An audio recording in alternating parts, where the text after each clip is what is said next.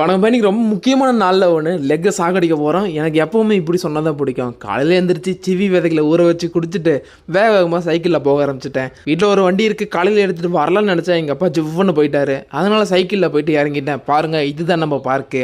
அழகாக உள்ளே போனால் யாருமே இருக்க மாட்டாங்க. இந்த நிம்மதி தான் எனக்கு ரொம்ப பிடிக்கும். இந்த இடத்துலாம் பார்த்தீங்கன்னா லெக்கை சாகடிக்க போகிறோம். ஃபஸ்ட்டு வார்ம் அப் பண்ண ஆரம்பிச்சிட்டேன் லெக்குக்கு அப்படின்னு சொல்லிட்டு. கை கால் தலையில் நல்லா திருப்பிட்டு இருந்தேன். அப்புறம் தான் ஞாபகம் வந்துச்சு லெக்கு அப்படின்னு சொல்லிட்டு. கவட்டைக்கு நடுவில் போஸ் வச்சு எடுத்துகிட்டு இருக்கேன் பார்த்தீங்களா. பார்க்க தினுசாக தான் இருக்கும், ஆனால் ரொம்ப முக்கியம் மக்களே.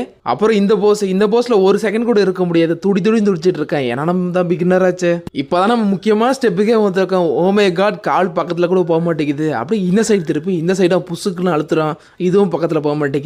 கடைசியாக முக்கியமான ஸ்டெப்பே இதுதான். பாருங்கள், கவட்டையை விரிச்சிட்டு ஃபுல்லாக உட்கார போகிறோம்.